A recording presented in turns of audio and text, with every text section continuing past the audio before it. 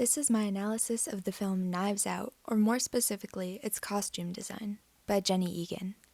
Here's a quick synopsis from Lionsgate via IMDb. When renowned crime novelist Harlan Thrombey is found dead at his estate just after his 85th birthday, the inquisitive and debonair Detective Benoit Blanc is mysteriously enlisted to investigate. From Harlan's dysfunctional family to his devoted staff, Blanc sifts through a web of red herrings and self-serving lies to uncover the truth behind Harlan's untimely death. Did you just Google that? I did just Google that. The star-studded cast plays an amazing range of characters. In front is Harlan, the patriarch. His daughter Linda married Richard Drysdale. They have a son named Hugh Ransom Drysdale. Harlan's son Walt, married to Donna, who isn't pictured here, has a son named Jacob. There's also Jody and Meg, the widow and daughter of Harlan's deceased son Neil. Marta Cabrera is Harlan's caretaker and closest friend, and last but certainly not least are Detective Lieutenant Elliot and Detective Benoit Blanc. In the promotional materials, every character is strikingly vibrant and unique. The visual language being channeled through each character's clothing is the mark of the whodunit murder mystery genre.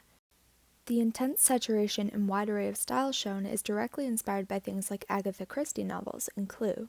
Calling on this convention is one way to prepare audiences for the story about to be told.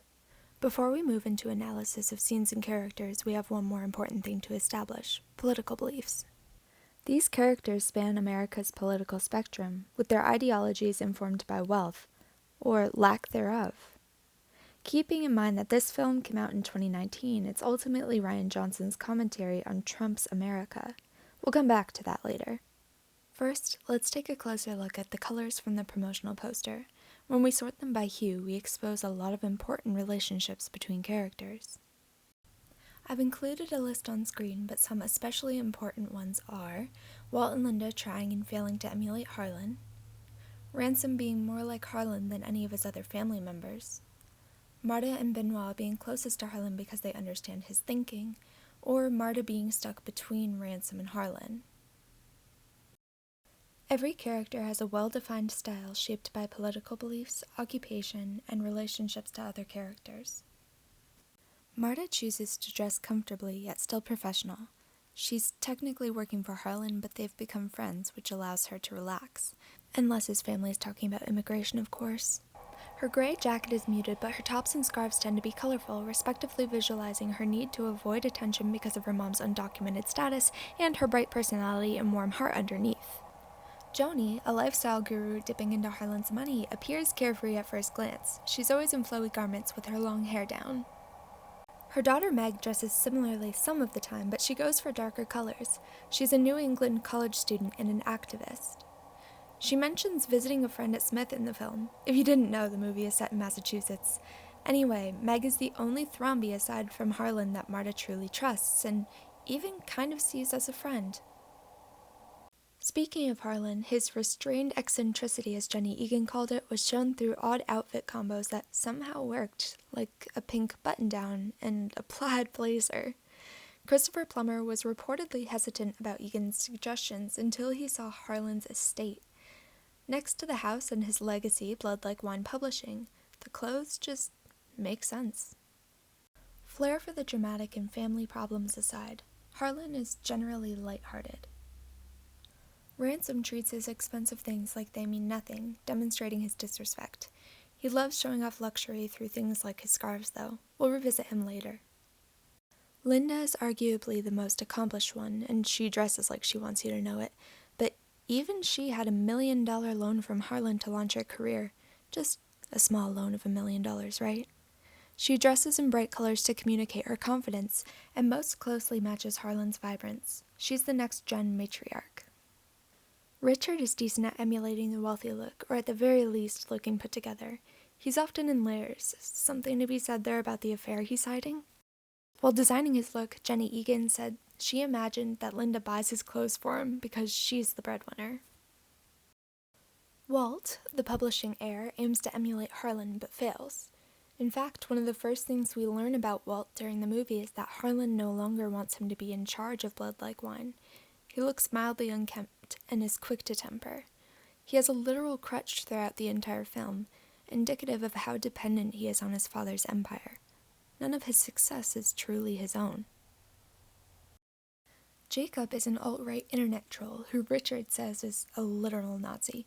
We often see him in boarding school uniform, which gives an explanation for his distance from the family. He always has his phone out, reinforcing his internet-based political radicalization. He even streams the family's major fight with Marta on Instagram Live. An honorable mention is owed to Juanetta, or Great Nana, Harlan's mother. Her outfits are beyond over the top, while she herself is almost completely silent. Her family treats her like she's crazy. Blanc is the only person to hold a conversation with her, which helps him solve the case. Finally, we have Blanc and Elliot, along with Trooper Wagner. Detective Blanc is designed to blend in, but he has unexpected elements here and there, like his floral ties. Most of his character building is already done through both accent and lexicon. It makes no damn sense. Compels me, though. Set against Blanc are the other detective and the trooper, whose outfits are the most tame. To put it another way, they're supposed to let other characters take all the attention. Honestly, though, they're some of my favorites. I love this movie. Look around. I mean, the guy practically lives in a clue board.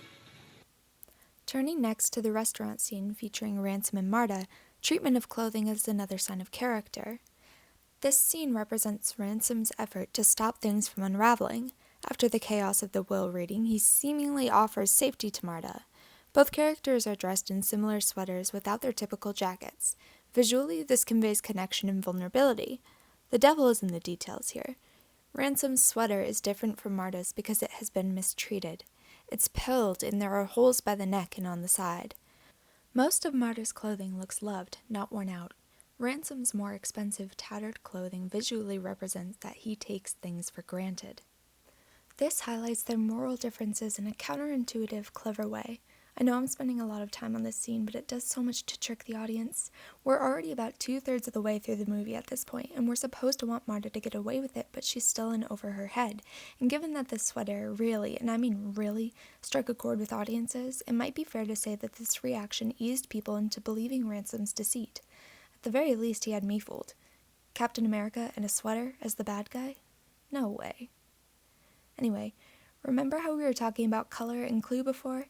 In Knives Out, color is a lot more than a simple call to the mystery genre. Colors from the promotional materials can help explain the film's ending. Looking only at colors worn by family members who appear in both the promo and the ending, there's a major difference. The family, once vibrant and individualistic, has been reduced to dull tones, signaling the one thing they share: love of money. This wins out over their politics or personal fights. Greed is the defining factor of the family collectively. Additionally, only 3 colors here are decently saturated, and they're all blue. Ransom, who just confessed to murder and attempted to stab Marta in the previous scene. Linda, whose husband is cheating on her and whose son was just arrested. And Marta, who just learned that she hadn't caused Harlan to overdose, meaning his suicide was effectively for nothing. All 3 are facing different types of loss. However, Ransom puts his classic camel coat back on after being exposed as the true criminal, leaving only Linda and Marta in blue. For those 2 in isolation, it could symbolize disillusionment, cutting out toxic people, or even hope. As was mentioned earlier in this video, Rian Johnson uses his whodunit plot to comment on Trump's America, immigration, and class dynamics. Again, it's impossible to say whether or not this was the intention without asking Jenny Egan, but this gives the use of blue an additional meaning here. Not only have the colors become muted and less individualistic, but everyone is in their buttoned-up jackets. Of course, this is a functional costume change because of the cold weather, but it also gives us a visual component to the family being pushed out and Marta giving them the cold shoulder. They've become the outsiders. Meanwhile, Marta is on the second-story balcony looking down on the crowd. She's wrapped in a blanket rather than a coat.